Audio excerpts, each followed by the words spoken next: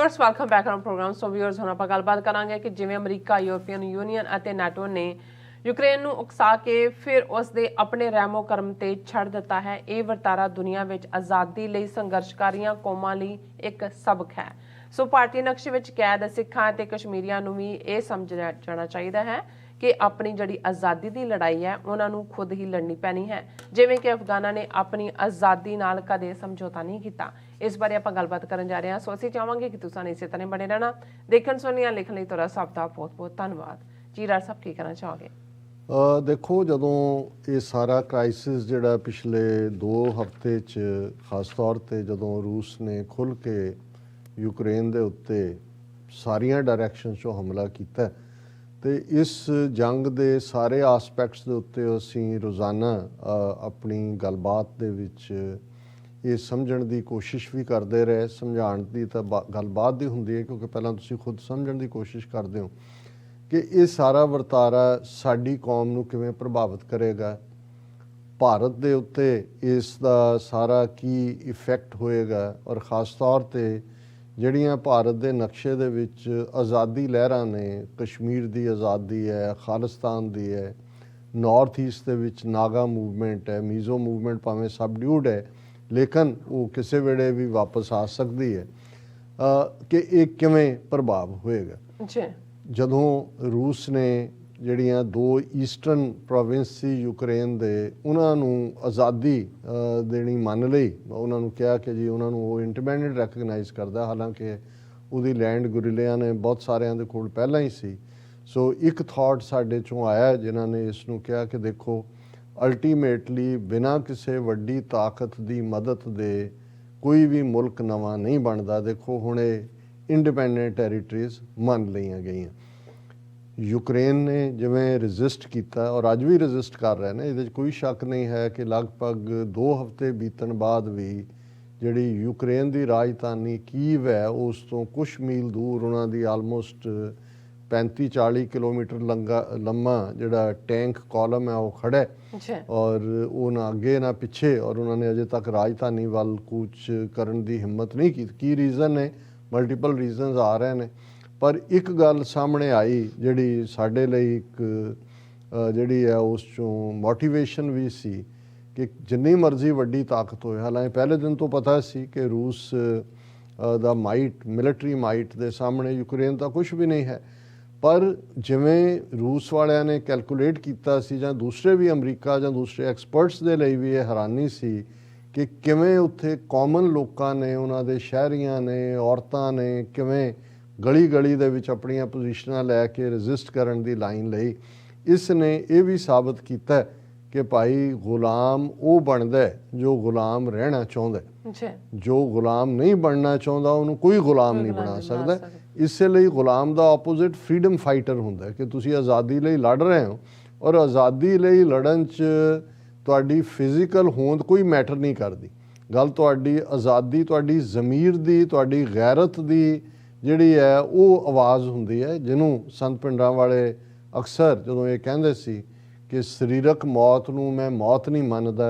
ज़मीर दा मर जाना असल मौत है। सो जिहड़े जदों लोग और ईवन उन्हां च 80-80 सालां दे बाबे भी कई निकले कि भाई असीं लड़ना, ये साडे लई एक वड्डी मोटिवेशन भी सी कि छाती ताण, और यही कारण सी कि उस पीरीयड च जदों कि यूक्रेन एक एज ए विक्टम दुनिया दीआं नज़रां दे सामने आया, सिख लीडरां ने कॉल भी दित्ती कि भाई तुस जिहड़े उत्थे ने वो डिफेंड करो, और असीं डिफेंड करांगे, और असीं जिहड़ा फिर एक ऑफर भी तुरी कि भाई असीं जे यूक्रेन खालिस्तान की आज़ादी का दम भरे UN दे विच और दूसरे ते सिख रेजिमेंट के तौर के उत्ते जिहड़ा असीं अपणियां सेवावां भी जिहड़ियां वो दे सकते हैं। ये पोलिटिकल हमेशा अंडरस्टैंडिंग का एक अपना पार्ट हुंदा है, इनू वड्डे कॉन्टैक्ट समझण की लोड़ है, ना कि इस नूं हुण ईवन इंडियन एजेंसियां नूं फिक्र पिया है कि वो केरला दे एक हिस्से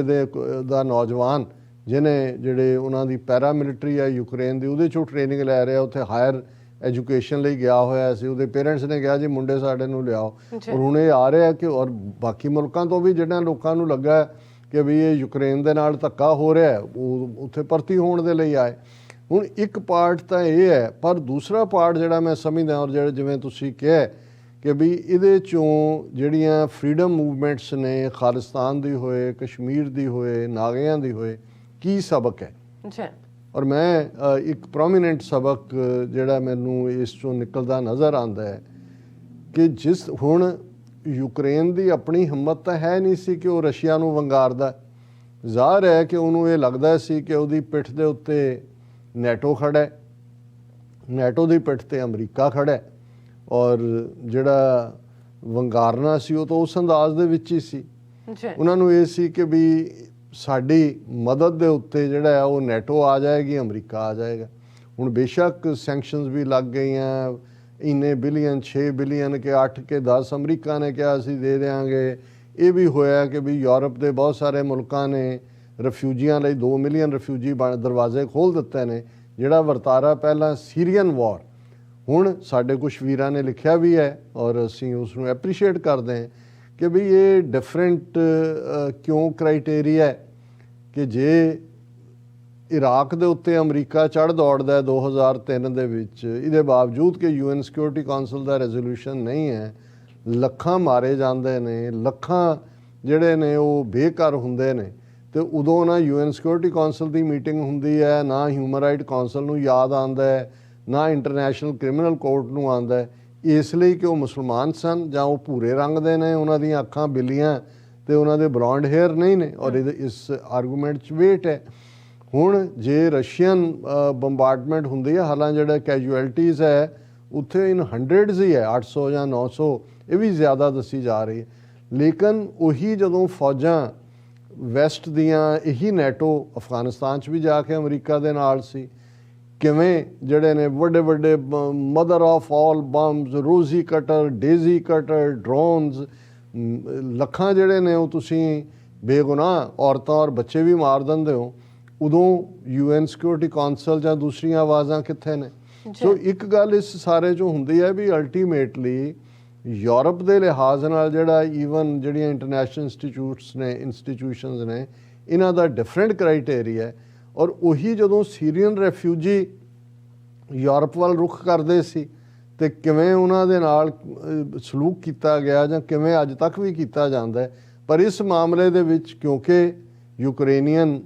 ਕ੍ਰਿਸਚੀਅਨ ਨੇ, ਜਿਹੜੇ ਕੈਥੋਲਿਕ ਨੇ ਬਹੁਤ ਸਾਰੇ, ਔਰ ਉਹਨਾਂ ਦੇ ਲਈ ਇੱਕ ਵੱਖਰਾ ਵਰਤਾਰਾ ਹੈ। ਇਹ ਵੀ ਇੱਕ ਸਬਕ ਹੋਇਆ ਕਿ ਭਾਈ ਦੇਖੋ, ਇਹਦਾ ਮਤਲਬ ਇਹ ਨਹੀਂ ਹੈ ਜਿਹਨੂੰ ਇਹ ਵੀ ਅਮਰੀਕਨਾਂ ਦੀ ਐਕਸਪ੍ਰੈਸ਼ਨ ਹੈ, two wrongs don't make a right. ਅਸੀਂ ਕੋਈ ਜਸਟੀਫਾਈ ਨਹੀਂ ਕਰਦੇ ਕਿ ਭਾਈ ਇਹਨਾਂ ਦਾ, ਕਿਉਂਕਿ ਇਸ ਲਈ ਅਸੀਂ ਯੂਕਰੇਨ ਦੀ ਪੀੜ ਨੂੰ ਰੋਜ਼ਾਨਾ ਬਿਆਨ ਕਰਦੇ ਹਾਂ, ਪਰ ਇਹ ਸਵਾਲ ਆਣੇ ਵੀ ਜਿਹੜੇ ਨੇ ਉਹ ਜ਼ਰੂਰੀ ਨੇ ਔਰ ਉਹਨਾਂ ਦਾ ਜਵਾਬ ਦੇਣਾ ਵੀ ਜ਼ਰੂਰੀ ਹੈ। ਹੁਣ ਇਸ ਸਭ 'ਚੋਂ ਇਹ ਤਾਂ ਇਹਦਾ ਹਿਊਮੈਨੀਟੇਰੀਅਨ ਆਸਪੈਕਟ ਹੈ ਕਿ ਕਿਵੇਂ ਵੈਸਟ ਨੇ ਆਪਣੇ ਢੰਗ ਨਾਲ, ਆਪਣੀ ਕਨਵੀਨੀਅੰਸ ਦੇ ਲਈ ਜਿਹੜੀਆਂ ਇੰਸਟੀਟਿਊਸ਼ਨਸ ਬਣਾਈਆਂ ਹੋਈਆਂ, ਉਹਨਾਂ ਨੂੰ ਕਦੋਂ ਬੋਲਣ ਲਾਣਾ, ਕਦੋਂ ਉਹਨੂੰ ਚੁੱਪ ਕਰਾਉਣਾ, ਇਸ ਦਾ ਕੰਟਰੋਲ ਇਹਨਾਂ ਕੋਲ ਹੈ। ਪਰ ਆਜ਼ਾਦੀ ਲਹਿਰ ਦੇ ਨੁਕਤੇ ਤੋਂ ਜੇ ਮੈਂ ਇਹ ਦੇਖਾਂ ਕਿ ਜਿਹੜੀ ਆਮ ਯੂਕਰੇਨੀਅਨ ਕਿਤੇ ਨਾ ਕਿਤੇ ਮਹਿਸੂਸ ਕਰਨਗੇ ਕਿ ਵੀ ਅਸੀਂ ਠੱਗੇ ਗਏ, ਕਿ ਸਾਨੂੰ ਸੀ ਕਿ ਨੈਟੋ ਔਰ ਅਮਰੀਕਾ, ਉਹਨਾਂ ਨੇ ਤਾਂ ਕਿਹਾ ਜੀ ਆਹ ਚੱਕੋ ਪੈਸੇ, ਆਹ ਤੁਹਾਡੇ ਤੱਕ ਹਥਿਆਰ ਪਹੁੰਚਾ ਦਿੰਦੇ ਆ, ਆਪਣੀ ਲੜਾਈ ਤੁਸੀਂ ਖੁਦ ਲੜੋ, ਅਸੀਂ ਤੁਹਾਡੇ ਲਈ ਆਪਣੇ ਮੁੰਡੇ ਨਹੀਂ ਮਰਵਾਉਣੇ। ਹੁਣ ਇਹ ਮੈਸੇਜ ਦੁਨੀਆ ਭਰ ਦੀਆਂ ਫਰੀडम ਸਟਰਗਲਸ ਨੂੰ ਹੈ, ਔਰ ਮੈਂ ਇਸ ਦੇ ਲਈ ਮੈਂ ਸਮਝਦਾ ਵੀ ਜਿਵੇਂ ਸਾਡੇ ਵੀਰ S ਸੁਰਿੰਦਰ ਜਿਹੜੇ ਕਾਫੀ ਐਕਟਿਵ ਹੁੰਦੇ ਨੇ, UK 'ਚ ਬੇਸਡ ਨੇ, ਸਾਡੇ ਨਾਲ ਵੀ TV 84 ਨਾਲ ਵੀ ਜੁੜੇ ਹੁੰਦੇ ਨੇ, ਅਕਸਰ ਉਹਨਾਂ ਦੇ ਕਮੈਂਟ ਵੰਸ ਨੇ ਵਾਇਰ, ਉਹਨਾਂ ਦੀ ਕਾਲ ਵੀ ਹੁੰਦੀ ਹੈ, ਔਰ ਉਹਦੇ 'ਚ ਉਹਨਾਂ ਨੇ ਅਗੇਨ ਐਡਮਾਇਰ ਕੀਤਾ ਅਫਗਾਨਾਂ ਨੂੰ ਆਪਣੀ ਲਿਖਤ ਦੇ ਵਿੱਚ। ਉਹਨਾਂ ਦੀ ਜਨਰਲ ਲਿਖਤ ਹੈ, ਸਾਨੂੰ ਨਹੀਂ ਕੋਈ ਸਪੈਸੀਫਿਕ ਉਹਨਾਂ ਨੇ ਭੇਜੀ, ਪਰ ਓਵਰਆਲ ਕਿ ਵੀ ਇਹ ਵਰਤਾਰਾ ਉਹਨਾਂ ਨੇ ਇਮੈਜਿਨ ਕੀਤਾ ਕਿ ਵੀ ਜੇ ਅਫਗਾਨ ਮੁਜਾਹਿਦ ਜਾਂ ਅਫਗਾਨ ਸੋਵੀਅਤ ਯੂਨੀਅਨ ਨੂੰ ਨਾ ਹਰਾਉਂਦੇ 1979 ਤੋਂ 1999 ਦੇ ਪੀਰੀਅਡ 'ਚ, ਤੇ ਸਾਡਾ ਖਿੱਤਾ ਸਾਰਾ ਕਮਿਊਨਿਸਟ ਹੁੰਦਾ, ਕਿਉਂਕਿ ਜਿਹੜਾ ਅਜ਼ਾਰਜ਼ ਦਾ ਡ੍ਰੀਮ, ਵਾਰਮ ਵਾਟਰਸ ਦਾ ਕਾਣਾ, ਉਹ ਕਰਾਚੀ 'ਚ ਪਹੁੰਚਦਾ ਵਾਰਮ, ਕਿਉਂਕਿ ਰਸ਼ੀਆ ਦੇ ਵਿੱਚ ਜਿਹੜੀਆਂ ਉਹਨਾਂ ਦੇ ਸਮੁੰਦਰ ਨੇ ਉਹ ਤਾਂ ਬਰਫ਼ ਜੰਮੀ ਰਹਿੰਦੀ ਹੈ। ਜਦੋਂ ਅਸੀਂ ਵਾਰਮ ਵਾਟਰ ਕਹਿੰਦੇ ਹਾਂ, ਇਹ ਨਹੀਂ ਵੀ ਉਹਨਾਂ 'ਚੋਂ ਕੋਈ ਸੇਕ ਨਿਕਲਦਾ ਪਾਣੀ 'ਚੋਂ, ਇਹ ਉਹਦਾ ਆਪੋਜ਼ਿਟ ਹੈ ਕਿ ਵੀ ਉੱਥੇ ਤਾਂ ਜਿਹੜੀਆਂ ਨੇ ਉਹਨਾਂ ਦੇ ਜਿੰਨੀਆਂ ਪੋਰਟਸ ਨੇ ਉਹ ਤਾਂ ਸਨੋ ਹੈ, ਜੀ ਉਹ ਤਾਂ ਜੰਮੇ ਹੋਏ ਨੇ, ਔਰ ਇਹ ਹੀ ਉਹ ਸਿਰਫ ਕੁਝ ਹਿੱਸਾ ਉਹਨਾਂ ਦੇ ਕੋਲ ਹੁੰਦਾ ਹੈ। ਸੋ ਉਹਨਾਂ ਦਾ ਹਮੇਸ਼ਾ ਇਹ ਡ੍ਰੀਮ ਰਿਹਾ ਕਿ ਵੀ ਅਸੀਂ ਇੰਡੀਅਨ ਓਸ਼ਨ ਤੱਕ ਜਾਂ ਅਰੇਬੀਅਨ ਓਸ਼ਨ ਤੱਕ ਪਹੁੰਚੀਏ। ਸੋ ਜ਼ਾਹਰ ਹੈ ਅਫਗਾਨਿਸਤਾਨ ਤੋਂ ਅਗਲਾ ਉਹਨਾਂ ਦਾ ਟਾਰਗੇਟ ਪਾਕਿਸਤਾਨ ਸੀ, ਔਰ ਜ਼ਿਆਉਲ ਹੱਕ ਨੇ ਇਸ ਨੂੰ ਠੀਕ ਭਾਂਪਿਆ, ਔਰ ਜ਼ਾਹਰ ਹੈ ਅਮਰੀਕਾ ਦੇ ਵਿੱਚ ਆਪਣੀ ਵਿਤਨਾਮ ਦੀ ਹਾਰ ਘੁੰਮ ਰਹੀ ਸੀ। ਪਰ ਇਹਦੇ 'ਚ ਕੋਈ ਸ਼ੱਕ ਨਹੀਂ ਹੈ ਕਿ ਅਫਗਾਨਿਸਤਾਨ ਦੇ ਉਹਨਾਂ ਬਹਾਦਰ ਲੋਕਾਂ ਨੇ ਇਹ ਵੀ ਦੱਸਿਆ ਕਿ ਭਾਈ ਅਸੀਂ ਆਪਣੇ ਬਲਬੂਤੇ, ਕਿਉਂਕਿ ਆਜ਼ਾਦੀ ਤੁਹਾਡੇ ਅੰਦਰ ਹੁੰਦੀ ਹੈ, ਔਰ ਇਹੀ ਕਾਰਨ ਹੈ ਕਿ ਜਦੋਂ ਈਵਨ ਚਰਚਲ ਨੇ ਜਿਹੜਾ ਉਸ ਖਿੱਤੇ ਦੇ ਵਿੱਚ ਕਦੇ ਖੁਦ ਵੀ ਜਿਹਨੇ ਸਰਵ ਕੀਤਾ ਸੀ, ਉਹਨੇ ਅਫਗਾਨਾਂ ਬਾਰੇ ਕਿਹਾ ਸੀ ਕਿ ਦੇ ਆਰ ਫੀਅਰਸਲੀ ਇੰਡੀਪੈਂਡੈਂਟ ਪੀਪਲ। ਹੁਣ ਜਿਹੜੀ ਫੀਅਰਸਲੀ ਇੰਡੀਪੈਂਡੈਂਟ ਸਪਿਰਿਟ ਹੈ, ਠੀਕ ਹੈ, ਉਹਨਾਂ ਨੂੰ ਵੀ ਹਥਿਆਰ, ਸਟਿੰਗਰ ਮਿਸਲਸ, ਟ੍ਰੇਨਿੰਗ ਪਾਕਿਸਤਾਨੀ ਫੌਜ, ਅਮਰੀਕਾ, CIA, ISI ਇਹਨਾਂ ਸਾਰਿਆਂ ਦਾ ਸੀ। ਲੇਕਿਨ ਔਰ ਇਹ ਵੀ ਹੈ ਕਿ ਜੋ ਉੱਥੇ ਚੈਚਨੀਅਨ ਵੀ ਆ ਕੇ ਲੜੇ, ਅਰਬ ਵੀ ਲੜੇ, ਇਜਿਪਸ਼ੀਅਨ ਵੀ ਲੜੇ, ਜਿਹਾਦੀ ਵੀ ਲੜੇ, ਪਰ ਉਹਨਾਂ ਸਾਰਿਆਂ ਦੀ ਜੇ ਤੁਸੀਂ ਗਿਣਤੀ ਕਰ ਲਓ ਤਾਂ ਸ਼ਾਇਦ ਉਹ 10% ਤੋਂ ਜ਼ਿਆਦਾ ਨਹੀਂ ਨੇ। 90% ਜਿਹੜੇ ਨੇ ਪਖਤੂਨ ਕਬੀਲੇ ਜਾਂ ਜਿਹੜੇ ਤਾਜ਼ਕ ਜਾਂ ਉਜ਼ਬੈਕ ਵੀ ਉਸ ਪੀਰੀਅਡ ਦੇ ਵਿੱਚ ਜਿਹੜੇ ਨੇ ਉਹ ਇਕੱਠੇ ਹੋ ਕੇ ਹੀ ਲੜੇ। ਹਾਲਾਂ ਬਾਅਦ ਦੇ ਵਿੱਚ ਉਹਨਾਂ ਦੀ ਆਪਣੀ ਸਿਵਲ ਵਾਰ ਵੀ ਹੁੰਦੀ ਹੈ, ਇੱਕ ਵੱਖਰੀ ਕਹਾਣੀ ਹੈ। ਲੇਕਿਨ ਇਸ 'ਚ ਕੋਈ ਸ਼ੱਕ ਨਹੀਂ ਹੈ ਕਿ ਉਹਨਾਂ ਨੇ ਸੋਵੀਅਤ ਯੂਨੀਅਨ ਨੂੰ ਅਫਗਾਨਿਸਤਾਨ 'ਚ ਰੋਕ ਦਿੱਤਾ। ਅਦਰਵਾਈਜ਼ ਉਹੀ ਪਾਕਿਸਤਾਨ ਔਰ ਫਿਰ ਨੈਕਸਟ ਹੁਣ ਬਹੁਤ ਵਾਰੀ ਹੁੰਦਾ ਹੈ ਕਿ ਜੀ ਤੁਸੀਂ ਕਮਿਊਨਿਜ਼ਮ ਦੇ ਇਹਨਾਂ, ਜਦੋਂ ਤੁਸੀਂ ਰੂਸ ਦੇ ਖਿਲਾਫ ਗੱਲ ਕਰਦੇ ਆ ਕਹਿੰਦੇ ਹੋ ਜੀ ਇਹਨਾਂ ਨੇ ਹਮਲਾ ਕੀਤਾ ਜੂਨ 84 ਦੂਜੇ, ਇੱਕ ਦੋ ਨੇ ਇਹ ਵੀ ਲਿਖਿਆ ਨਹੀਂ ਜੇ ਉਹਨਾਂ ਨੂੰ ਇਹ ਪਤਾ ਨਹੀਂ ਹੈ, ਕਿਉਂਕਿ ਅਸੀਂ ਤਾਂ ਪੰਜਾਬ ਦੇ ਕਾਮਰੇਡਾਂ ਦਾ ਹਾਲ ਦੇਖਿਆ ਹੋਇਆ ਹੈ ਉਸ ਪੀਰੀਅਡ 'ਚ ਕਿਵੇਂ Soviet union, Soviet land, Soviet ਨਾਰੀ, ਇਹ ਤਿੰਨ ਵੱਡੇ ਮੈਗਜ਼ੀਨ ਬਿਲਕੁਲ ਗਲੇਜ਼ਡ ਪੇਪਰ ਦੇ ਉੱਤੇ ਤੁਹਾਨੂੰ ਹਰ ਸਰਦੇ ਪੁੱਜਦੇ ਸਿੱਖ ਦੇ ਘਰ 'ਚ ਮਿਲਦੇ ਸੀ ਫ੍ਰੀ। ਇਹ ਦਿੱਲੀ ਬੈਠ ਕੇ ਉਹਨਾਂ ਦੀ ਐਮਬੈਸੀ ਭੇਜਦੀ ਸੀ। ਸੋਵੀਅਤ ਲੈਂਡ ਪੰਜਾਬੀ ਦੇ ਵਿੱਚ ਵੀ ਸੀ, ਅੰਗਰੇਜ਼ੀ ਵਿੱਚ ਸੋਵੀਅਤ ਨਾਰੀ ਵੀ, ਔਰ ਬਾਕੀ ਕਿਉਂਕਿ ਉਹਨਾਂ ਨੂੰ ਇਹ ਸੀ ਕਿ ਪੰਜਾਬ ਦੇ ਸਿੱਖਾਂ ਨੂੰ ਕਮਿਊਨਿਜ਼ਮ 'ਚ ਰੰਗ ਦਿਓ, ਬਾਕੀ ਭਾਰਤ ਦਾ ਤਾਂ ਫਿਰ ਕੀ ਆ, ਉਹ ਤਾਂ ਸਾਰੇ ਇਸ ਪਾਸੇ ਹੀ ਲੈ ਜਾਣਗੇ। ਔਰ ਇਹੀ ਕਾਰਨ ਸੀ ਕਿ ਜਦੋਂ ਖਾਲਿਸਤਾਨ ਦੀ ਲਹਿਰ ਖਲੋਂਦੀ ਹੈ, ਸਭ ਤੋਂ ਜ਼ਿਆਦਾ ਆਪੋਜੀਸ਼ਨ ਜੋ ਰਾਜ ਦੇ ਨਾਲ KGB ਦਾ ਮਾਸਟਰਮਾਈਂਡ ਸੀ, ਕਿਉਂਕਿ ਉਹਨਾਂ ਨੂੰ ਲੱਗਾ ਵੀ ਅਜੇ ਅਸੀਂ ਇੱਕ ਮਜ਼ਹਬੀ ਤਾਕਤ ਪਾਕਿਸਤਾਨ ਦੇ ਨਾਲ ਜਿਹੜੀ ਇਸਲਾਮ ਦੇ ਉੱਤੇ ਲੜਾਈ, ਤਾਂ ਸੋਵੀਅਤ ਯੂਨੀਅਨ ਦੇ ਖਿਲਾਫ ਇਸਲਾਮ ਲੜਿਆ ਬੇਸ਼ੱਕ ਅਫਗਾਨਿਸਤਾਨ ਦੇ ਮੁਜਾਹਿਦ, ਲੇਕਿਨ ਉਹਨਾਂ ਦੀ ਫਾਈਟਿੰਗ ਸਪਿਰਿਟ ਇਸਲਾਮ ਸੀ, ਕਿਉਂਕਿ ਉਹ ਇਹ ਸਮਝਦੇ ਸੀ ਕਿ ਅਲਟੀਮੇਟਲੀ ਕਮਿਊਨਿਜ਼ਮ ਕਿੱਥੇ ਲੈ ਕੇ ਜਾਏਗਾ। ਜਿੱਥੇ ਗੱਲ ਲੈਂਡ ਦੀ ਸੀ, ਧਰਤੀ ਦੀ ਸੀ, ਉੱਥੇ ਫੇਥ ਦੀ ਵੀ ਸੀ। ਕਿਉਂਕਿ ਇਹ ਨਹੀਂ ਹੈ ਹੁਣ ਜਿਹੜੇ 6 central Asian republic, Kazakhstan, Uzbekistan, Turkmenistan, ਇਹ ਸਾਰੇ ਸਥਾਨ ਨੇ, ਇਹਨਾਂ ਦੇ ਇਸਲਾਮ ਦਾ ਕੀ ਹਾਲ ਕਰਤਾ ਸੀ ਸੋਵੀਅਤ ਯੂਨੀਅਨ ਨੇ। ਸੋ ਅਫਗਾਨ ਖਲੋਤੇ, ਟ੍ਰੈਂਡ ਬਦਲਿਆ ਔਰ ਸੋਵੀਅਤ ਯੂਨੀਅਨ ਦੇ 15 ਟੁਕੜੇ ਕਰ ਦਿੱਤੇ।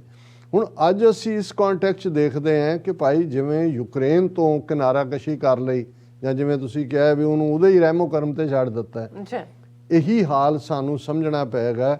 ਕਿ ਜੇ ਅਸੀਂ ਕਿਸੇ ਦੀ ਟੇਕ ਦੇ ਉੱਤੇ ਕਿ ਜੀ ਉੱਥੇ ਫਲਾਣਾ ਸਾਡੀ ਮਦਦ ਕਰੇਗਾ, ਢਿਮਕਾ ਕਰੇਗਾ, ਕਰਾਂਗੇ ਤਾਂ ਫਿਰ ਉਹੀ ਹਾਲ ਹੋਏਗਾ। ਜੇ ਹੁਣ ਯੂਕਰੇਨ ਦਾ ਪ੍ਰੈਜ਼ੀਡੈਂਟ ਗੋਡੇ ਟੇਕਣ ਵੱਲ ਜਾ ਰਿਹਾ ਹੈ ਕਿ ਜੀ ਅਸੀਂ ਨਹੀਂ ਨੈਟੋ ਚਾਹੁੰਦੇ, ਦੂਜਾ ਇਹ ਬੇਬਸੀ ਹੈ। ਉਹਨੂੰ ਵੀ ਲੱਗਦਾ ਹੈ ਕਿ ਭਾਈ ਕਿੰਨੀ ਕੁ ਦੇਰ ਅਸੀਂ ਜਿਹੜਾ ਉਹ ਖਲੋ ਸਕਾਂਗੇ। ਹਾਲਾਂ ਅਜੇ ਇੱਕ ਵਾਰ ਸਿਨੈਰੀਓ ਕਲੀਅਰ ਨਹੀਂ ਹੋ ਰਿਹਾ, ਪਰ ਇਹ ਜਿਹੜਾ ਉਸ ਦੀ ਸਟੇਟਮੈਂਟ ਹੈ ਪ੍ਰੈਜ਼ੀਡੈਂਟ ਜ਼ੈਲੈਂਸਕੀ ਦੀ, ਉਹ ਸਾਡੇ ਲਈ ਵੀ ਇੱਕ ਸਬਕ ਹੈ ਕਿ ਸਾਨੂੰ ਆਪਣੀ ਲੜਾਈ ਖੁਦ ਲੜਨੀ ਪਏਗੀ। ਕਿਸੇ ਦੀ ਟੇਕ, ਕਿਸੇ ਦਾ ਸਹਾਰਾ ਜਾਂ ਕਿਸੇ ਦਾ ਪਾਰਟ ਜਿਹੜਾ ਉਹ ਸਾਨੂੰ ਕਿਸੇ ਕੰਡੇ ਨਹੀਂ ਲਾਏਗਾ। ਜੀ ਡਾਕਟਰ ਸਾਹਿਬ, ਤੁਹਾਡਾ ਬਹੁਤ ਬਹੁਤ ਸ਼ੁਕਰੀਆ। ਸੋ ਥਲੇ ਨੇ ਬ੍ਰੇਕ, ਵਿਊਅਰਸ ਤੁਸੀਂ ਇਸੇ ਤਰ੍ਹਾਂ ਬਣੇ ਰਹਿਣਾ। ਮਿਲਦੇ ਹਾਂ ਆਫਟਰ ਦਿਸ ਸ਼ਾਰਟ ਬ੍ਰੇਕ।